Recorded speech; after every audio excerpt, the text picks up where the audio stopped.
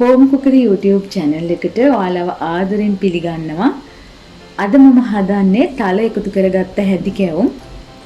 ඉතින් සාමාන්‍ය හැඳි කැවුම් වලට වැඩිය මේ හැඳි කැවුම් එක ගොඩාක් රසයි. ඒ වගේම මේක සම්පූර්ණයෙන්ම සීනි වලින් තමයි හදන්නේ. ඉතින් පැණි එකතු කරලා හදන හැඳි කැවුම් වීඩියෝ එකකුත් මම කලින් කරලා තියෙනවා. ඔයාලා ඒකත් බලන්න.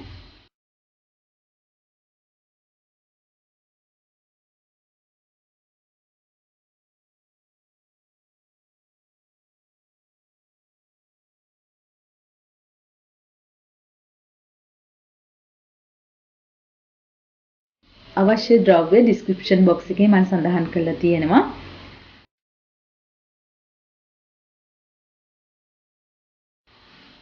මෙතන අවශ්‍ය වෙනවා තෙත හාල් පිටි.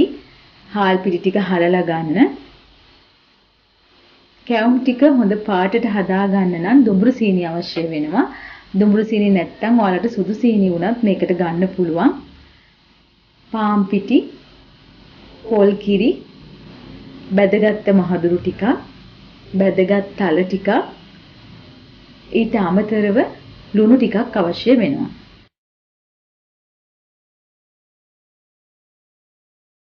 මුලින්ම සීනි ටිකට පොල් කිරි ටික වෙන්න එකතු කරලා ටිකක් සීනි ටික දිය වෙනකන් මේ විදියට කවලම් කරගන්න.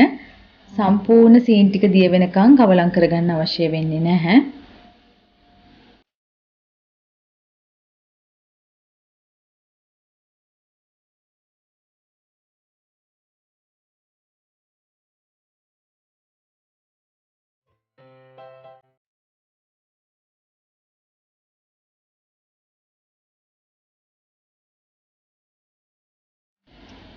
ඊළඟට තල, මහදුරු, ලුණු මේකට එකතු කරගන්න.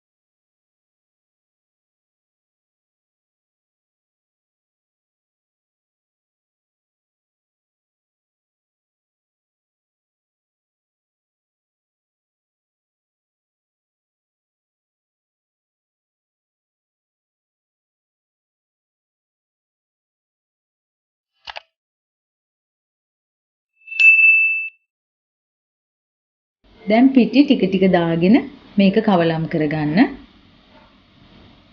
හොඳට කවලම් කරගත්තේ නැත්නම් පිටි කැටිති වගේ හිටින්න පුළුවන්. ඉතින් ඔයාලට මේකට විස්ක් එකක් උනත් පාවිච්චි කරන්න පුළුවන්. නැත්නම් බ්ලෙන්ඩ් කරගන්නත් පුළුවන්.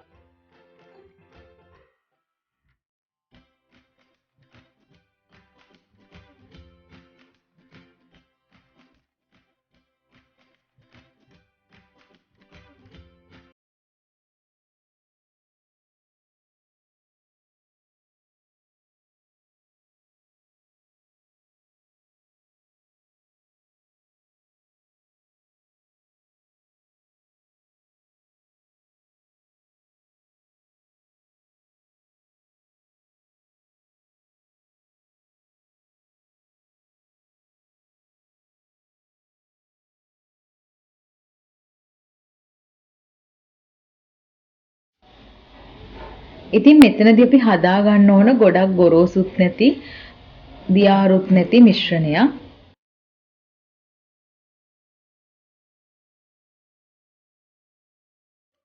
මේ මිශ්‍රණය පිපෙන්න පැය භාගයක් විතර තියන්න. ඊට පස්සේ ඔයාලට හැඳි කැවුම් ටික හදා ගන්න පුළුවන්.